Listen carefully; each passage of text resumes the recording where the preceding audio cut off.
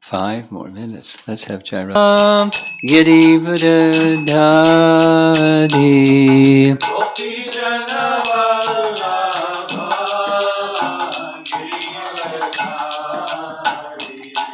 Gopi Jana Vallabha Girivardhari.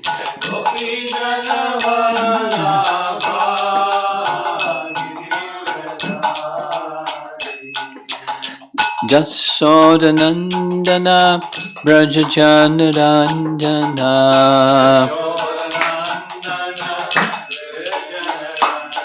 Jasodanandana Brajajanaranjana.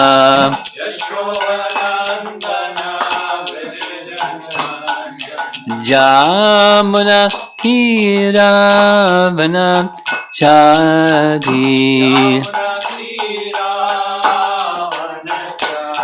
Jamuna Tiravana Chadi.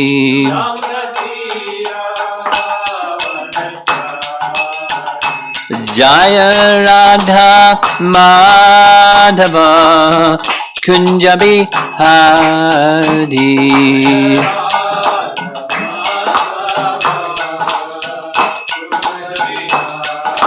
Jaya Radha Madhava Kunja Bihari.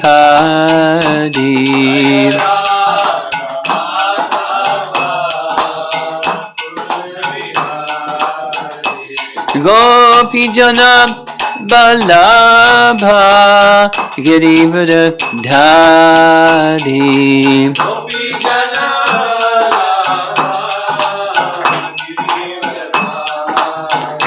Gopi Jana Vallabha Girivardhari.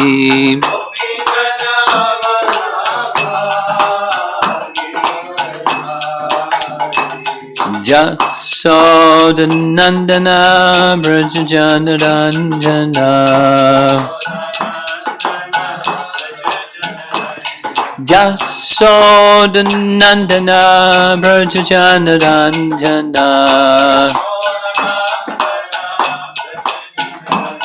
Jamuna Tiravana Chadi. Jamuna Tiravana Chadi.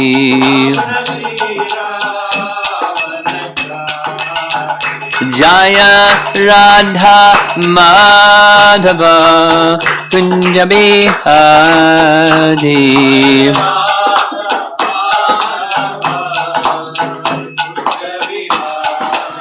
Jaya Radha Madhava Kunja Bihari.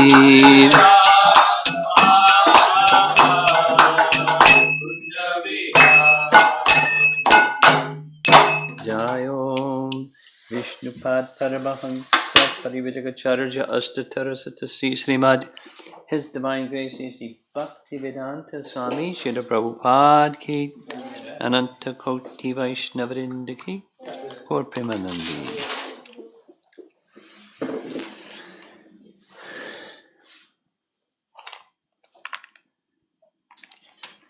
We're right on time. 12:15. So are you up to speed with the topics that we've been covering other than the morning class? Yes? Canto 10, Chapter 8?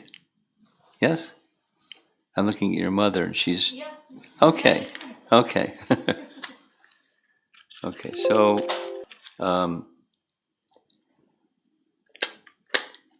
what our acharyas say is true. And that is the childhood pastimes of Kṛṣṇa are especially very sweet in more ways than one. Particularly with regard to parental affection. And our acharyas take the opportunity to explain different verses, how they're examples of what Rupa Goswami teaches in Nectar Devotion or Bhakti Rasamrita Sindhu, the different types of bhavas, and this stimulates that type of bhava, and something else stimulates another type of bhava, and it's embedded within the pastimes. Like, for example, we'll hear how the little toddler Kṛṣṇa toddled, and as he was toddling, he and Balaram were moving across the ground that had cow urine and cow dung and dust from the cows, and their bodies became covered with cow urine and cow dung that was like cosmetics. And in one sense it just sounds like village life. But in the rasa sense, it's for the Vatsalya rasa residents of Braja, it's stimulations of their ecstatic love, their udipans, stimulations of ecstatic love towards their parental affection. And those of us that aren't in Braja, but we're in Chicago, we're hearing these pastimes that also stimulate, and by that stimulation, attraction goes to Kṛṣṇa. I mean, we're not at the stage of feeling the transcendental emotions of the residents of Braja, but our attraction for Kṛṣṇa is being stimulated just by hearing. And at least during the hearing process, to the degree to which we can be absorbed in hearing, then the distractions of the mind subside, and a peaceful experience that's our natural state can, at least for a little while, be something that we connect with and experience a happiness that's not a happiness of sense gratification or aversion to the pain and misery of material existence, but it's in another platform altogether. Even for neophyte persons, such experience can be theirs. Same thing happens in kirtan, same thing happens in just hearing Srimad Bhagavatam's message. Of course, it's not that's available only in the 10th canto, the pastimes of Kṛṣṇa canto, but it's in the whole of the Bhagavatam in different ways that we heard in our commentaries.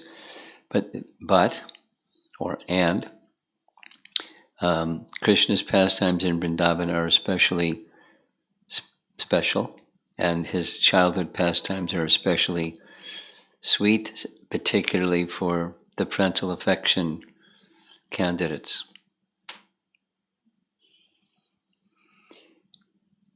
In Bhakti Rasamrita Sindhu, there is an example given for those that are inclined for the happiness of the elder gopas and gopis, is meditation upon the gestures, the movements of the eyebrows of Mother Jasoda, how she is dressed, the flowers in her hair, and all of these things. They're internal meditations called ragatmika bhaktas, and meditating on them in their various, what they do.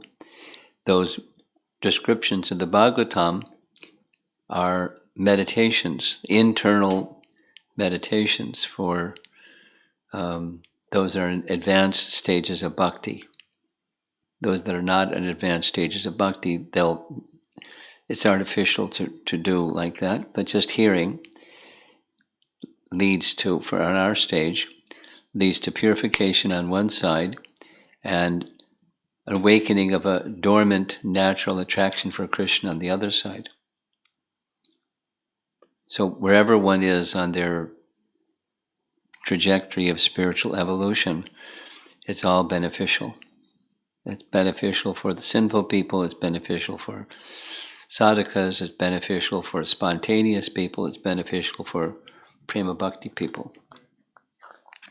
It's all beneficial. So we're going to go to Canto 10, Chapter 8. I think we're just going to be discussing,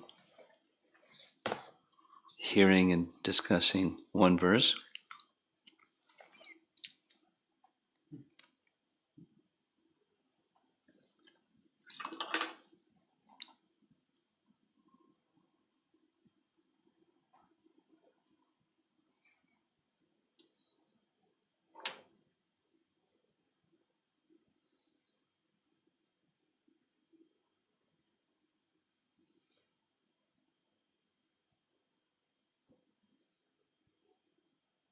I have the wrong book.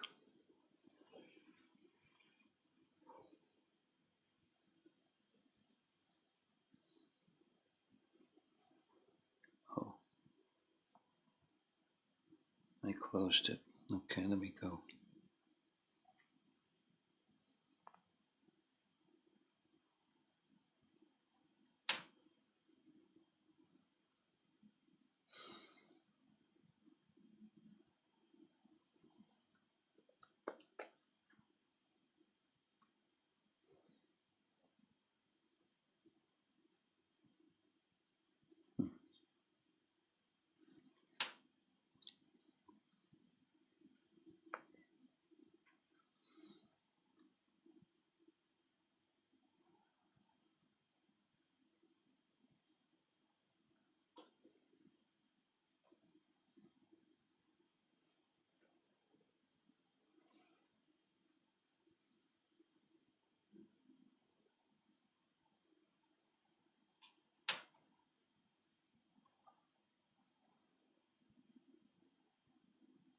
Twenty-four, 23.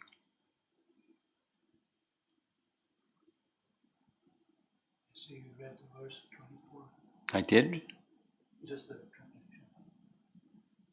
I have from 21 to 23. Okay. I'm not sure I read 23. This is seeing their teeth. We read that?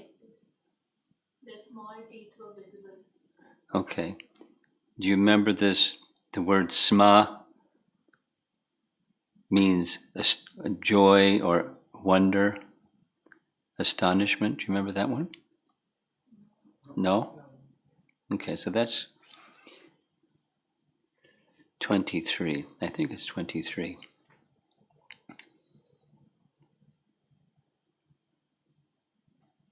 I think it's 23.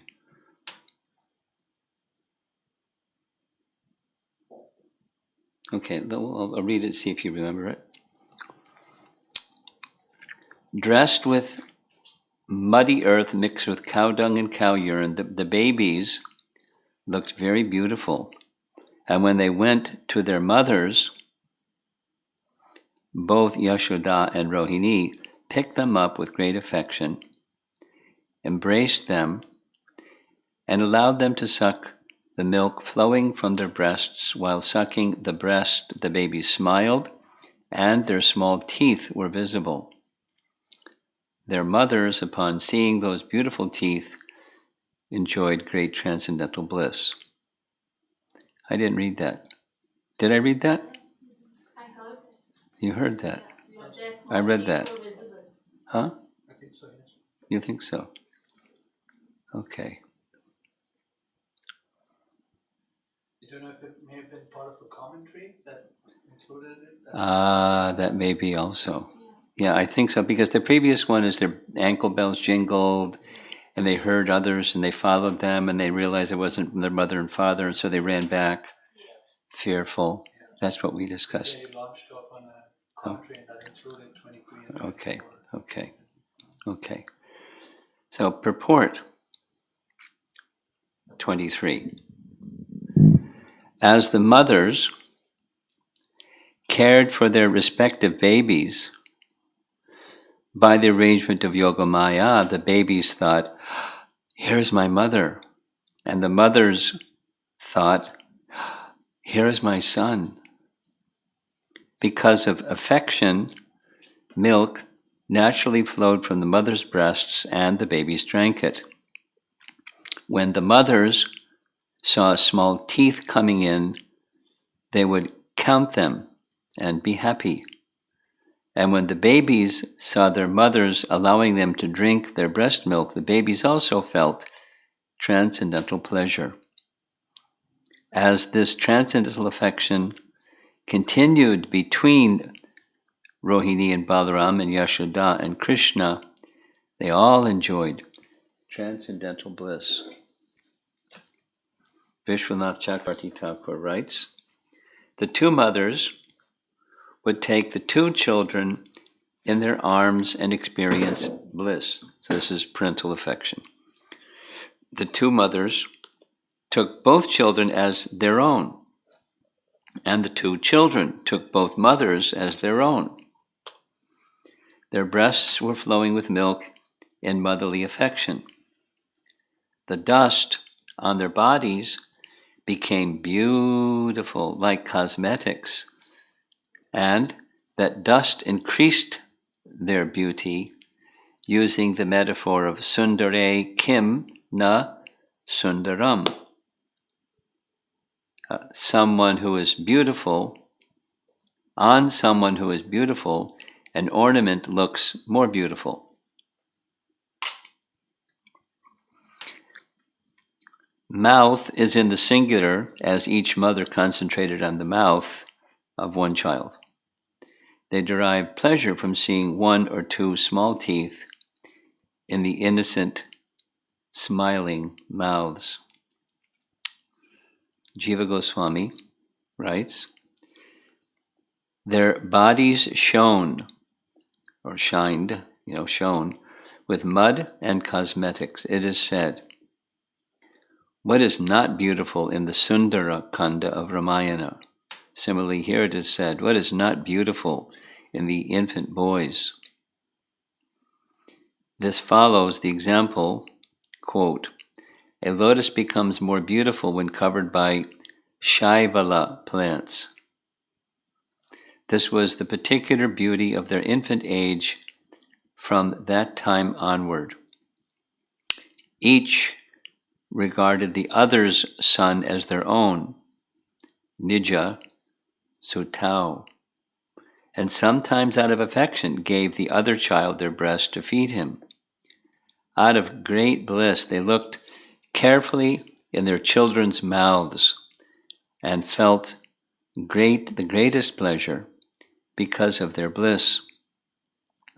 Quoting the 9th canto, the 9th chapter, the next chapter, neither Lord Brahma nor Lord Shiva nor even the goddess of fortune, who is always the better half of the Supreme Lord, can obtain from the Supreme Lord, the deliverer from this material world, such mercy as received by Mother Yashoda.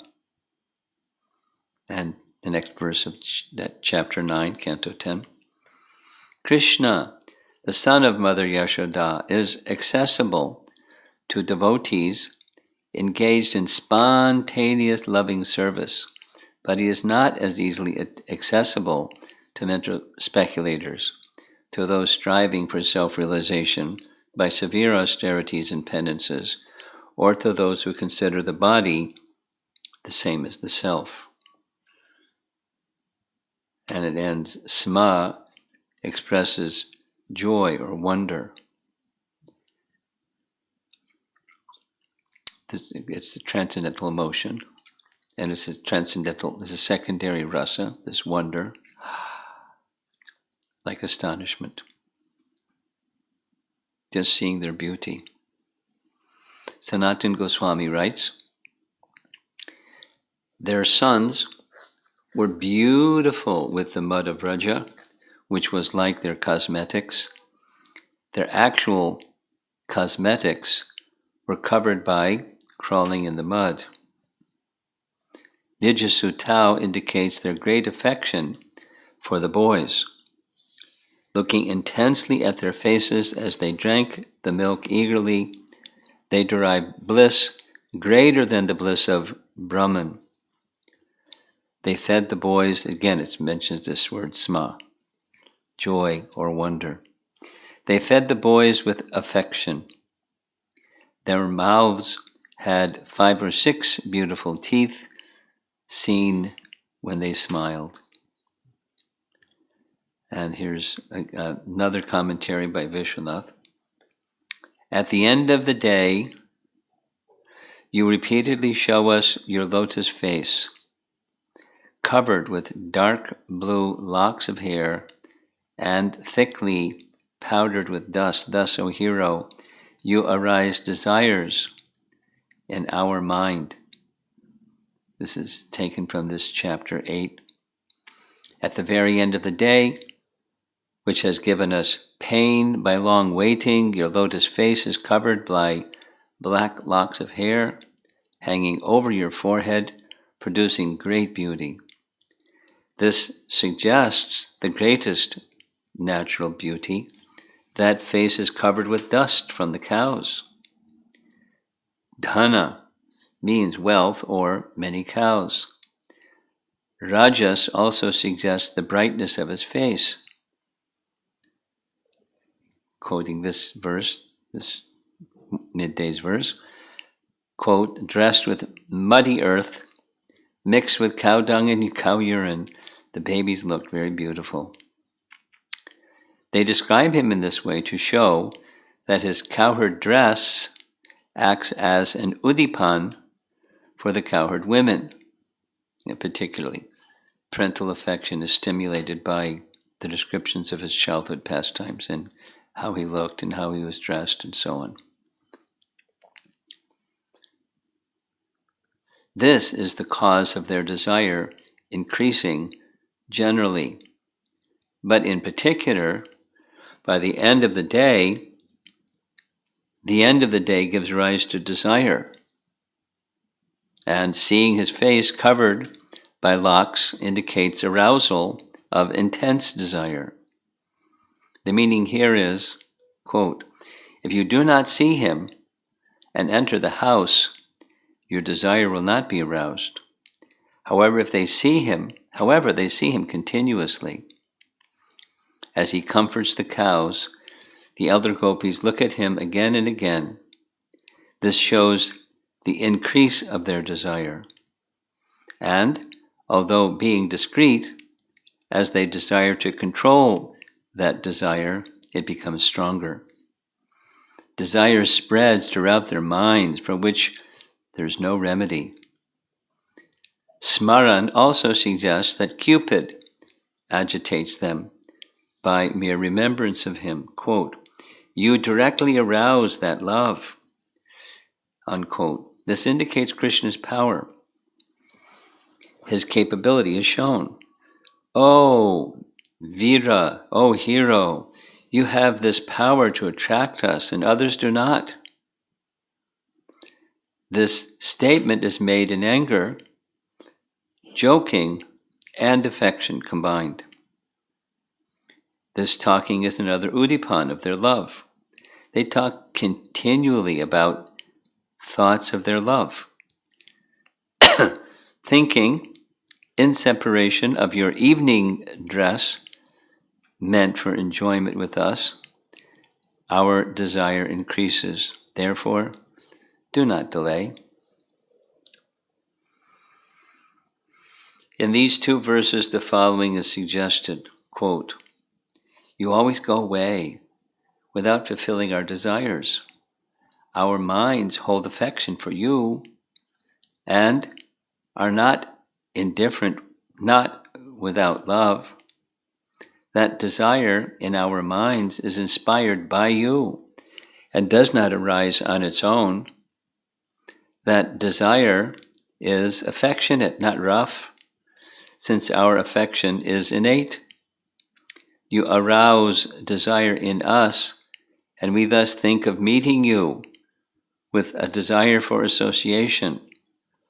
But this is not a relation based on mutual exchange of affection. We are filled with affection, and you are filled with deceit.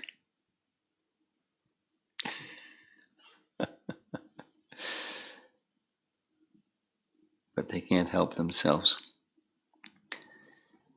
In Kṛṣṇa Sandarbha, Jiva Goswami writes, just 2 sentences, the description may not be chronological, since Shukadev was absorbed in the pastimes. When they gave their breasts for the 2 boys to drink, they looked towards their faces. Now there's some further references on this section from Priti Sandarbha, Jiva Goswami, quoting from chapter 47. This is Uddhava's visit to Vrindavan.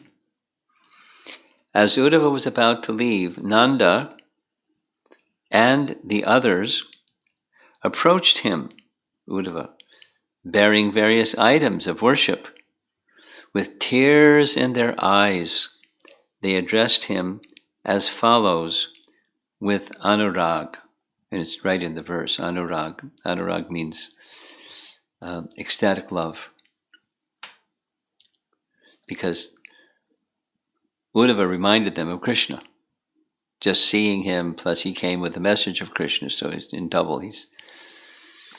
And just to see him there feeling anurag. Jiva Goswami writes, this is Priti Sandarbha, one should thus explain this passage according to their anurag, not according to Aishvarya Gyan Bhakti.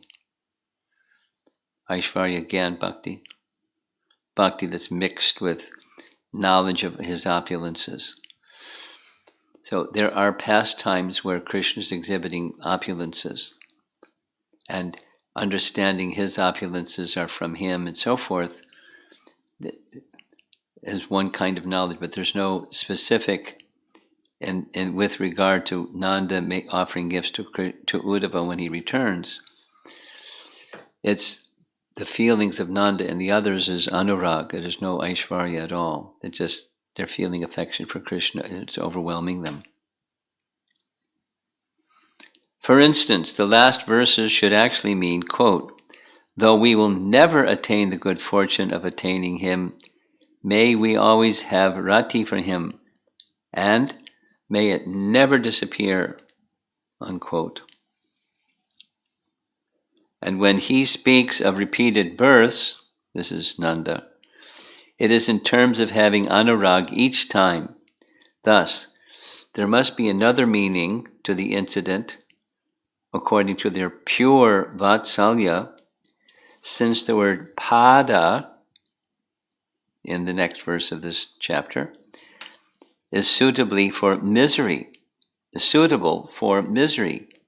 and vatsalya because of separation at a great distance and the impossibility to attain him at the moment,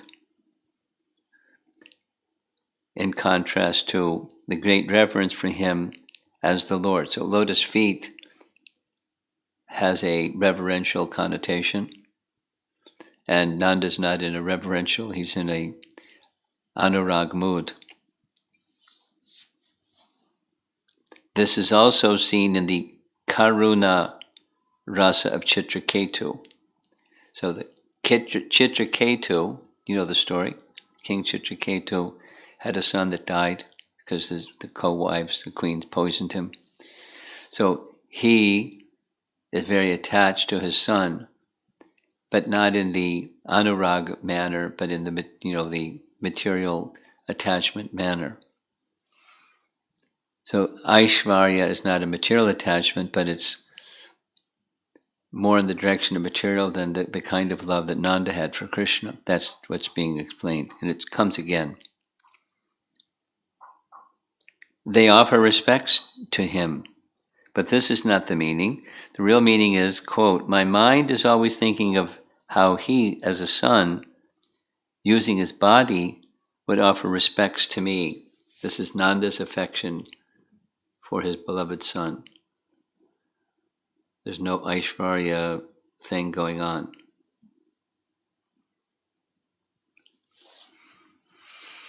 Then comes some of this Acharya talk. The 8 Sattvika Bhavas manifest in Vatsalya. They're mentioned in Nectar Devotion. Mothers have a 9th. What's that? Milk flowing from their breast.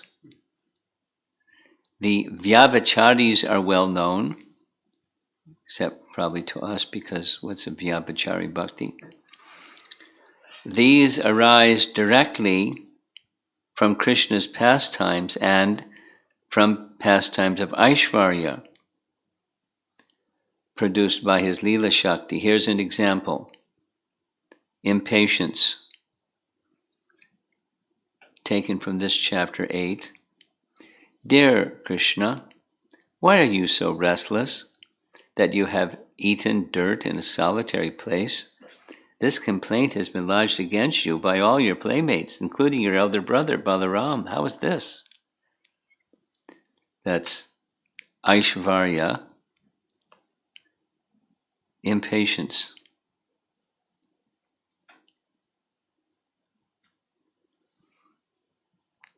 Here's an example of surprise and worry. These are other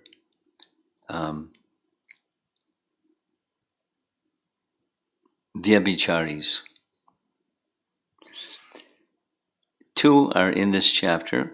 When Krishna opened his mouth wide by the order of Mother Yashoda, she saw within his stomach all moving and non-moving entities, bhuva, loka, and all directions, along with mountains, islands, oceans, the surface of the earth, the wind, fire, the moon, and the stars. He has a big mouth.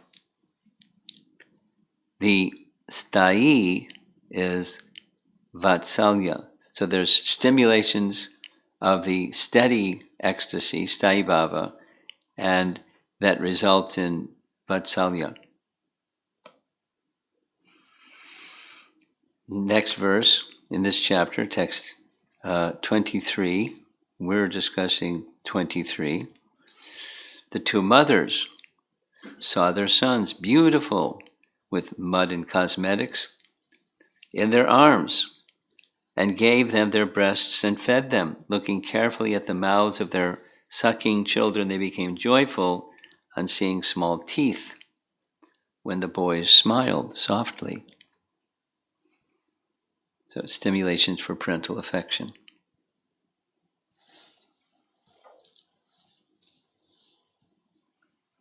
Another reference, Jiva Goswami again, another anuchhed from Priti Sandarbha.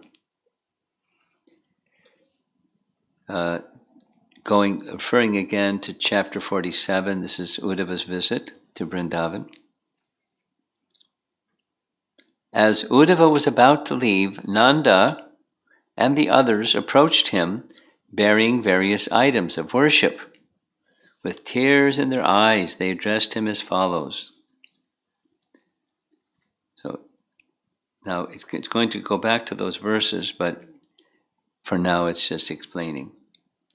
In these verses it is seen that Nanda and Yashoda are filled with anurag, ecstatic love for Lord Kṛṣṇa. Their devotion to the Lord is not in the mood of awe and veneration, the mood of appreciating Lord Kṛṣṇa's supreme power and opulence. Here Uddhava thinks, quote, although I am far from attaining this kind of good fortune, I still pray that someday I will attain this kind of ecstatic love. I pray this love will not be denied to me. With a voice choked with emotion, Uddhava prays in this way, praying that in some other lifetime he may someday attain this kind of anurag, ecstatic love. Uddhava says, same chapter 47 comment, whenever, this is quote translation, wherever we are made to wander, about this world by the Supreme Lord's will, in accordance to the reactions of our fruitive work. May our good works and charity always grant us love for Kṛṣṇa. The prior verse in Srimad Bhagavatam chapter 47 may be interpreted in two ways. It may be interpreted to refer to Vatsalya Rasa alone, or it may also be interpreted to refer to other rasas also. Here, the phrase beginning with the word pada, or taking shelter of Krishna's feet, is considered appropriate in Vatsalya Rasa because Nanda Maharaj feels great anguish that he cannot associate with Kṛṣṇa, who has gone to a faraway country. A similar situation in Karuna Rasa is seen in the story of Maharaj Chitraketu.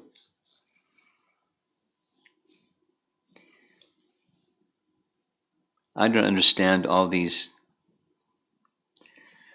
sanchari and etc., so don't ask me. Now the sanchari bhavas will be considered. There's two of them that are mentioned. From this section, actually, a sanchari bhava with parental affection. Those born from the pastimes which Lord Kṛṣṇa directly performs, and two, those born from the pastimes of power and opulence manifest with the aid of Lord Kṛṣṇa's pastime potency. The first of these is seen in these words of Srimad Bhagavatam, chapter 8, text 34 of this canto. Dear Kṛṣṇa, why are you so restless that you have eaten dirt in a solitary place? This complaint has been lodged against you by all your playmates, including your elder brother Balaram. How is this? And the next verse reads, this is an example of Kṛṣṇa's restlessness. The second of these sanchari bhavas, that is, those pastimes of power and opulence, manifest with the aid of Lord Kṛṣṇa's pastime potency, that's the second category, is seen in these words, 10.8.37. So, sneak preview of what's coming in the chapter. When Kṛṣṇa opened his mouth wide by the order of Mother Yashoda, she saw within his mouth a lot of things. All moving and non-moving entities, outer space, all directions, along with mountains, islands, oceans, the surface of the earth, the blowing wind, fire, the moon, and stars. She saw the planetary systems, water, light, air, sky, and creation by transformation of ahankara. She also saw the senses, the mind, sense perception, and the three qualities of goodness, passion, and ignorance. She saw the time allotted for the living entities. She saw natural instinct and the reactions of karma, and she saw desires and different varieties of bodies, moving and non-moving. Seeing all these aspects of the cosmic manifestation, along with herself and Vrindavan Dham, she became doubtful and fearful of her son's nature. In this passage, this is the last sentence for this class. In this passage, it is seen Mother Yashoda's wonder and doubt. Here, the Sthayi Bhava is Vatsalya Rasa. So these, this section is a very appreciated section for those that are attracted to Krishna's childhood pastimes, particularly in the parental affection mood.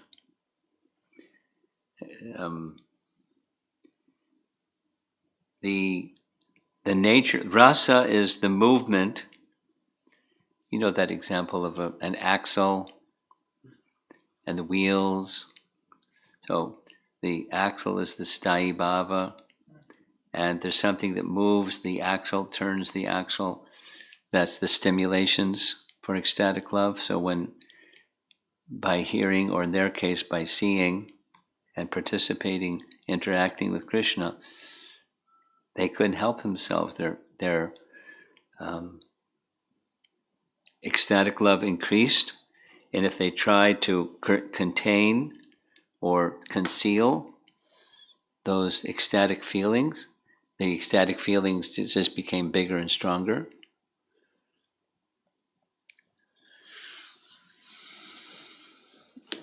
The science of rasa it doesn't conform to material, but material resembles or is a reflection of the spiritual rasa, and without the unwanted part.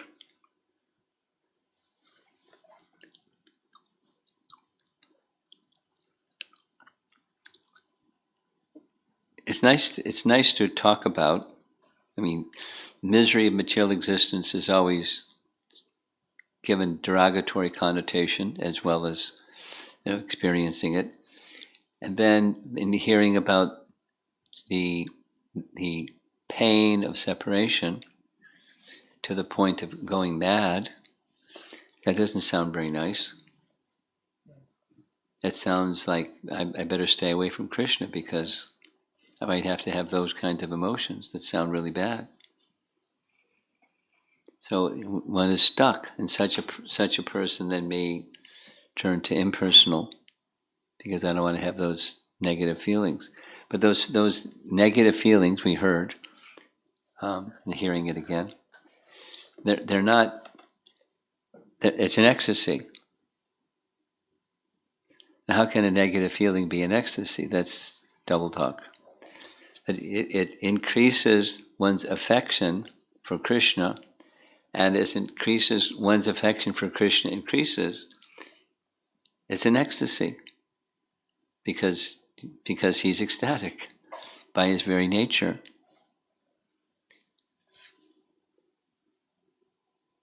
It's certainly a mystery. But by material yardsticks, it's just mumbo jumbo and contradictions, and you people are silly. But if one doesn't have that disposition towards Kṛṣṇa and Kṛṣṇa tattva, then hearing these explanations, it's wonderful. Certainly it's mystical, but it's very, very wonderful.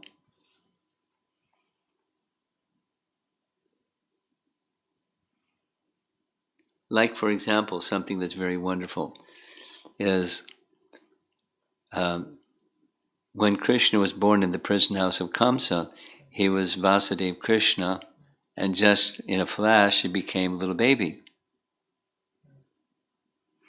And then he's a little baby. This is pastime of being a little baby. Then he starts to grow, and as he starts to grow, there's demons that come to kill him, and his showing of his wonderful feature to the residents in Vrindavan, and then his little childhood. So he has no material form, and he doesn't grow like we grow. Our bodies grow from a baby, etc., etc. Dehi nosmin yata dehe. It's not like that, but his body takes on a feature to correspond to the love of the elder gopas and gopis, to fulfill to the fullest their ecstatic love for Kṛṣṇa according to their mood of love. And as they're feeling that mood of love, he's feeling the same mood of love. They're feeling, this is my son, and he's feeling, this is my mother and father. Although he has no mother and father. It's actually, his enjoyment results in their enjoyment, not the other way around. And that's the science of rasa. And they have that qualification that their only shelter is Kṛṣṇa, although they're the parents. They have parental affection. Krishna is their shelter, and they just don't feel the same. They and the other residents of Vrindavan don't feel the same affection towards their own children as they feel towards Krishna. There's no other entity that stimulates that love. And therefore their understanding is he stimulating their love. It's not there's something innate within me, but he's stimulating my love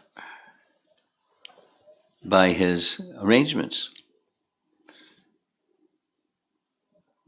Now, to the degree to which they understand him as being the source of that potency that stimulates their love, doesn't say.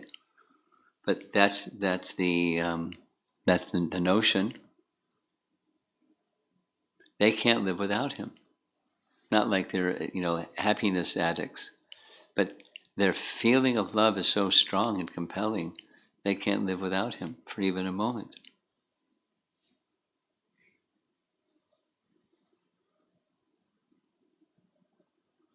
We have some semblance of that in this world. Let's just keep it really simple. And when you're having a good time, time flies. And when you're disturbed, or let's say you're waiting for a bus, time moves really slowly. Yeah. Time, the perception, time doesn't change. It moves according to measure. But our feeling of how swiftly time is moving may change. So what to speak then of timelessness? It's total absorption. So what do we understand about totally anything? But total absorption leads them to the place where Krishna subordinates himself to them. Now that exists even in Vaikuntha. That's just using the expression of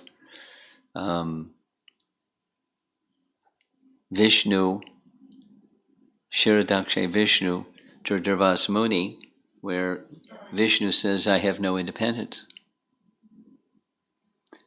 I'm completely dependent upon my devotees, so if you want something, you have to go to them. If they say, then that's all it takes. If they don't say, then nothing's going to happen, so you better go to them. He has absolute independence. He has absolute independence. And he submits himself fully unto those who have pure devotion, like Ambarish. And so he's relinquished his independence by volition. So I can't do anything without their permission. Totally submissive to his devotees. And that's Vaikuntha, what to speak of Braja.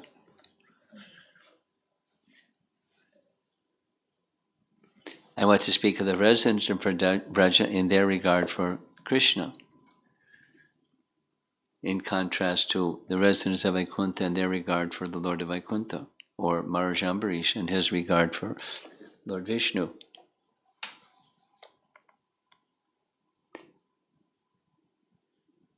It's a lovely topic. It's a big mystery from a worldly perspective, for sure.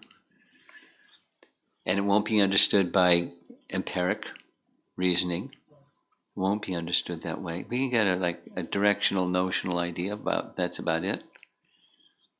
And it's to have some degree of realization. It's all dependent upon bhakti.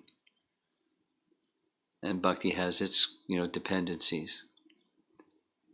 Starting with good association, regular association, and the activities of hearing and chanting and so on, to cleanse and restore our original consciousness. So there's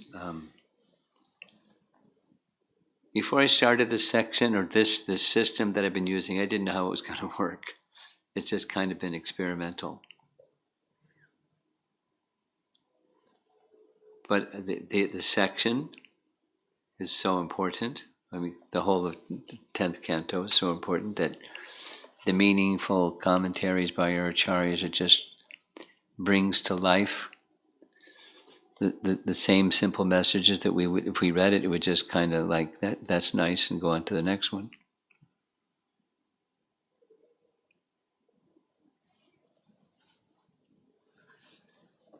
Okay, so let's see if there's some comments or discussion on this little section. I had this question a few months ago when I was reading the second canto. It's about the Virat Rupa. It's about? The Virata Rupa. Okay. So I remember at one point it was saying that Virata Rupa is a material form and it's not found in the spiritual world. Is that correct? Or am I? The language that Prabhupada, yes, the language that Prabhupada uses to describe Virat Rupa, like the Virat Rupa, it's also mysterious, and his language is mysterious. Because the form is a real form. And the Virat Rupa is called illusory, although it's a real form. It's illusory in the sense that now you see it, now you don't. But not like, Kṛṣṇa withdraws his pastime from Vrindavan, but his pastimes are eternally going on. You just can't see them because he withdrew his prakat form of pastimes. It's not quite like that.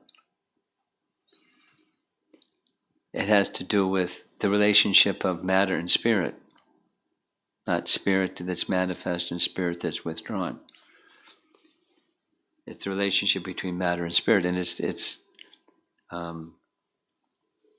not easy to understand in our present state of consciousness, because our present state of consciousness is very influenced by Maya. And when you're Maya covered, then you're not going to understand transcendence.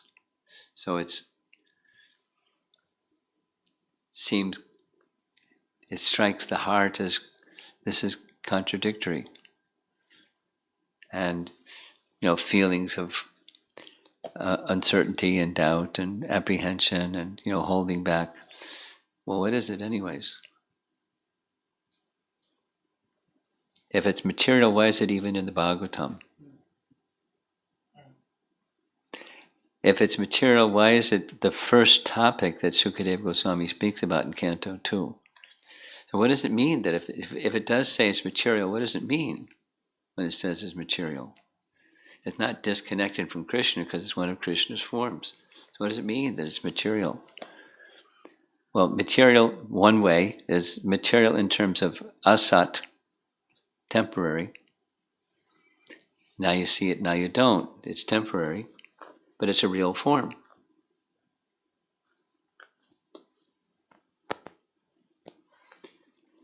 There's a verse in the third canto, I can't remember which chapter, where it says in every night of Brahma, there's several things that happen. As it's approaching nightfall, there's 36,000 years, earthly years, solar years, of drought, then 36,000 years of fire, then 36,000 years of flood. So before you have the fire, you have to make things dried out. They get dried out from drought, and then fire for 36,000 years. And then the Garbhodak ocean rises. And so the Virat Rup is almost fully immersed in water, with the exception of Brahma. And Brahma has his night, he goes to sleep. But during his sleep, he's dreaming. Yoga Nidra. And he's dreaming of Garbhodakshay Vishnu, who's within the Garbhodak ocean. And this terminology, listen carefully, the terminology of Garbhodakshay Vishnu and Virat Rup is, in this stage, interchangeable. He is taking dictation from Garbhodakshay Vishnu how to take this impression that's in his subtle body, his mind.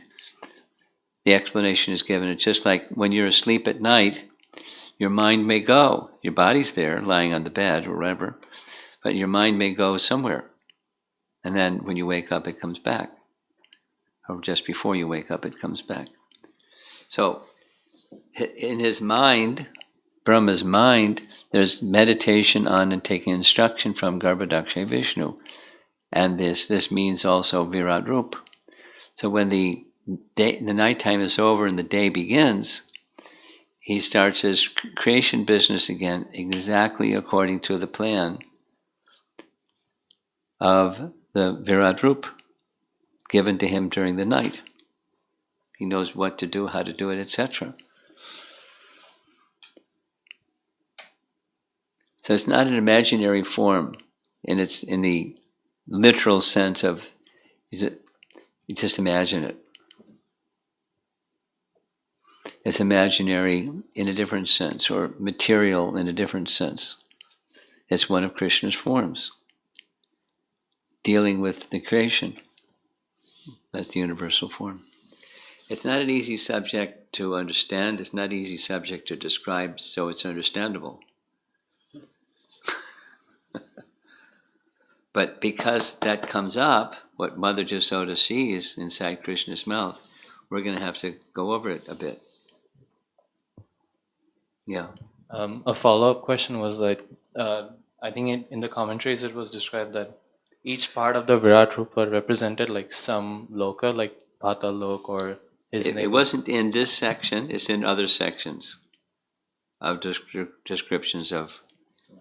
It's in Canto 2, later parts of Canto 2. Go ahead. So is it just a way of describing those parts, or? Yes, but it's not just notional.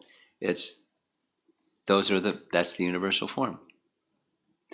And to make things a little more complicated than they already are, there's different perspectives of the same thing.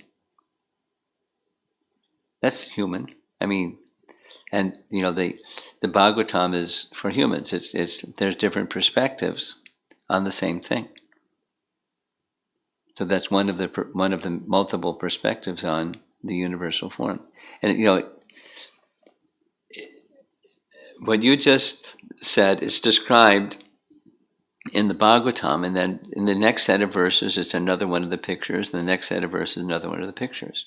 It's not a different entity. It's not like mumbo jumbo. It's just different perspectives on the same entity.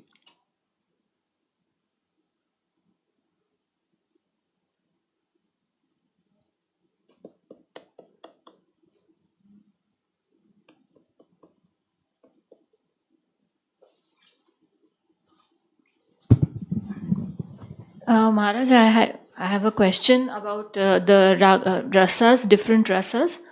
So, is it that the Madhurya rasa is the highest and the Vatsalya or the Sakhya rasa are lower than Madhurya rasa? Well, what do you mean higher and lower? Like they are greater devotees in No, conjugal love? no. That's the wrong understanding of higher and lower. But there are the language of Rupa Goswami goes perfect, more perfect, most perfect. So do we say, well, Mother Jasoda's nice, but she's not one of the young gopis. She's got parental affection, so she's nice. We don't do that. That's offensive. So we don't do that. She's perfect. So the distinction of rasa that's given by Rupa Goswami is whatever is in the previous rasa is there in the next rasa plus, and whatever is in that rasa is included in the next rasa plus. So there's just some dimension or feature of that rasa that's not in the prior rasa, or the sequentially evolving rasas.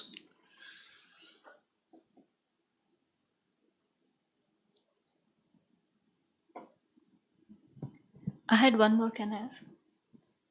Yesterday you said that you were mentioning about fickleness. Measuring Fickleness. fickleness. Krishna being fickle.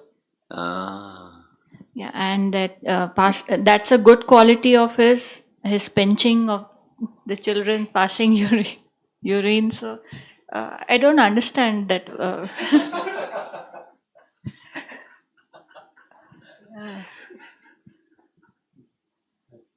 what don't you understand about it?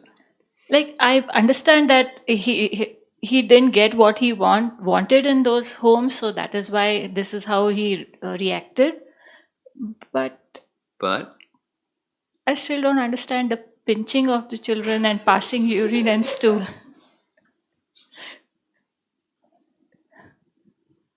Why would he do that? Is that Yeah, the yeah. question? Why would you do? why would he steal? Yeah. And when he stole, how was it regarded?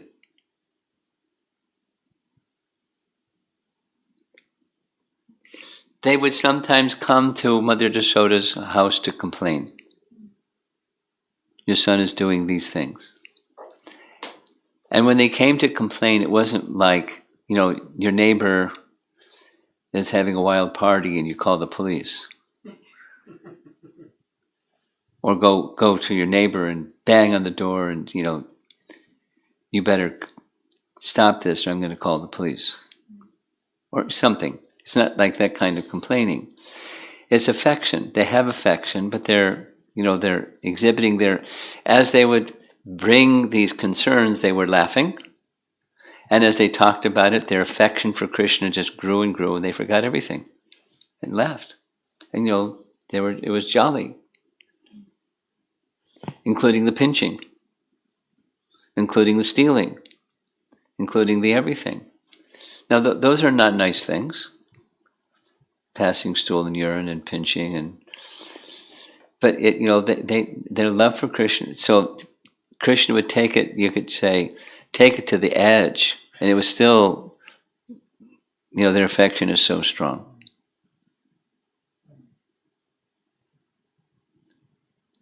They loved it. They loved it. Now, who's going to love having their child pinched, or having somebody come and pass stool and urine in their floor?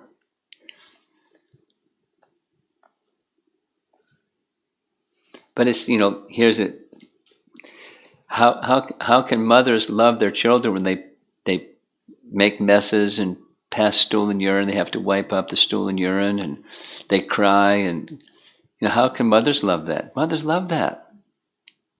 I mean, those that aren't mothers don't love that. Like, how can I'm staying away from this. I'm going to take sannyas. But mothers love it. So, sannyasis, can't get their head around how mothers love it. But mothers love it. So then this is transcendental, not just motherhood. This is transcendental motherhood. And so it's naughty. It's bad behavior. You don't do stuff like this. Don't do stuff like, but they don't go to Krishna and shake their finger. They come to Mother Yasoda and they laugh. They start the motions move to, and Krishna knows what he's doing. I mean, it's just like we're hearing, he's not play acting. A nice example, Queen Kunti speaking about Krishna being afraid of the stick in Mother Yasoda's hands. He's not play acting.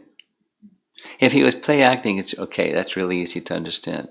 Okay, she wants to be, so I'll cry. Boo-hoo. And that's easy to understand. He's just an actor on a stage. But he's actually afraid. Seeing this little stick. He who just KO'd Kamsa, little stick. And he's afraid. He's crying. His whole body is shaking and his earrings are moving to and fro and trembling. He's feeling fear of that little stick in Mother. So she sees the fear, she throws the stick away.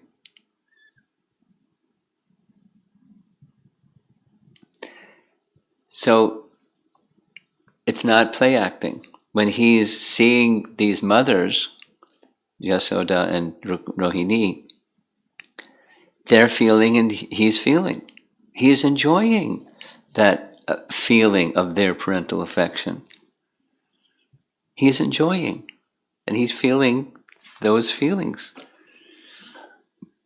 And sometimes he's naughty with Mother Yasoda, like little children will be with their mothers. You know, the other people may not know what little children, naughty things they do with their mothers, but mothers know, and but he was doing with those feelings of love, and she was loving his, pulling her earrings and things that little children do, not to be nasty, just playing, and she loved it.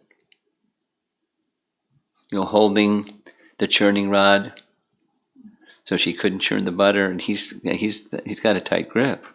She couldn't move the churning rod, but she knew what it meant, and she just dropped the rope and did what mothers do when they what their child wants. So it wasn't play acting. That's the biggest part of the mystery. So back to the passing stool and urine and pinching the babies. It's affection exhibited towards his devotees in a very special way. And it wasn't just Mother Yasoda, it was like the elder gopis. He would go to their homes and do his mischief to stimulate their love.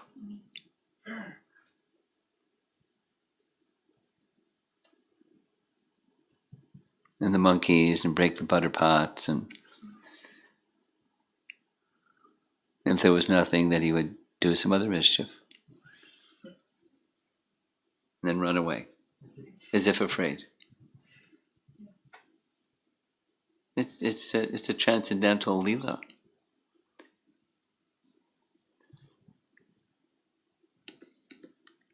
If children of this world were to do, this is bad, and if Krishna does, it's delightful.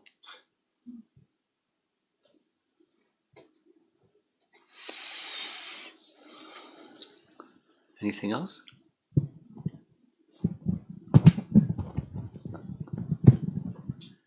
There's no online. I Okay. have two questions.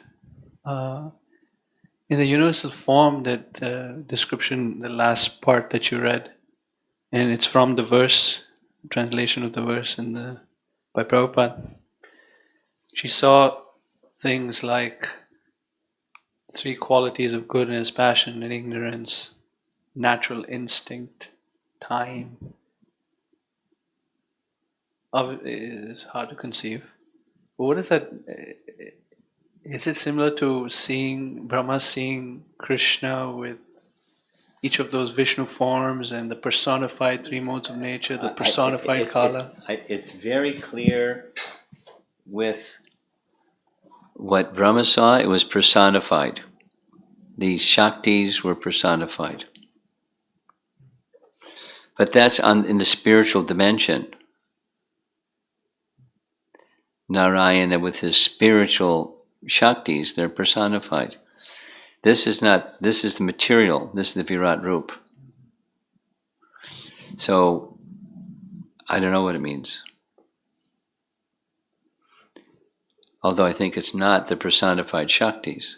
It's the reflection of those in this realm, all within her. But what it looked like, I don't know.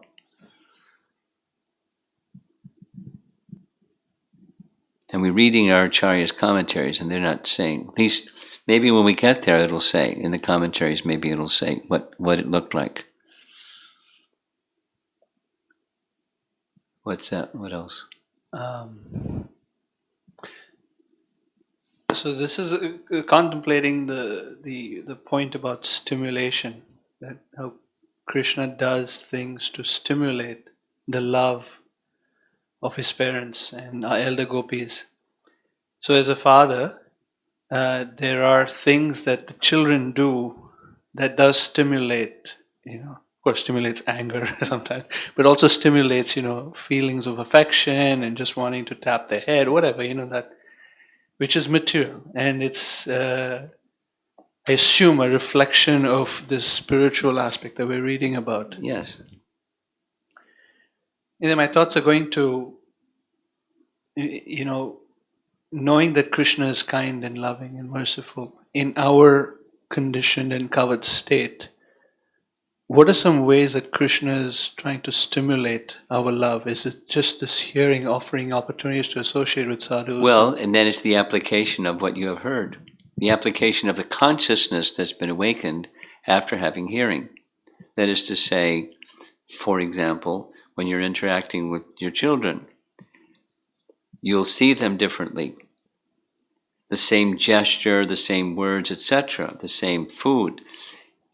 The consciousness behind will be different because of that consciousness of Krishna flows into all the other worldly activities of life that are otherwise material because of forgetfulness. And as consciousness matures, spiritual consciousness matures, then all of one's daily activities in this world become spiritualized also. The practical application of the messages and the consciousness awakened by those messages. Take a little example, how Prabhupada associated with his disciples. Or for that matter, just like in that Hare Krishna movie, his youngest son speaks with affection, although his father left home. And his words were, it was a shock. But it wasn't disdain kind of shock. It was with affection kind of shock. At least today. Who knows what it was during that time.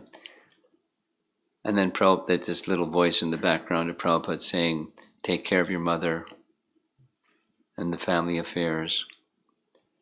So that's an instruction, and staying with the instruction. So even in the course of ordinary activity, Krishna consciousness can carry forward through the same gestures, the same spoken words, the same behaviors, can carry a Krishna conscious content or vibration or impact. It's not just the hearing, it's then what flows from that, the application of that. And that takes purity to live that way. So I think we're done, because we normally have a whole bunch of online questions, and maybe people weren't ready for the midday class. It's probably part of it. There's a question here. Okay. It's from Priya Kishori Mataji. We make a mistake and repeat the same mistake again. Mm-hmm. How to get strength to not repeat the same mistake again? Balaram. Pray to Balaram. He gives strength.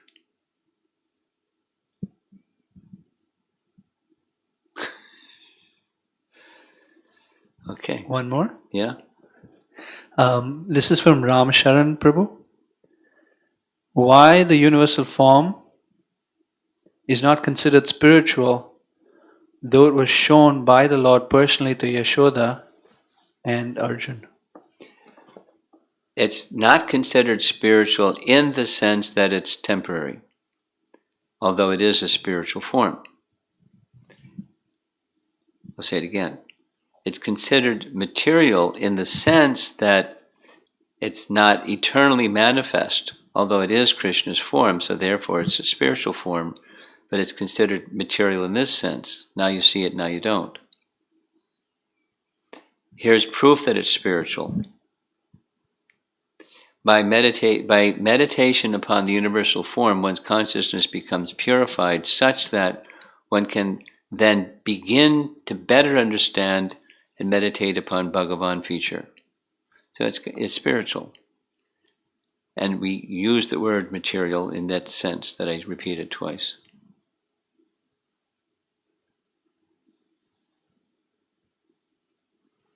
Okay, Prabhupada ki.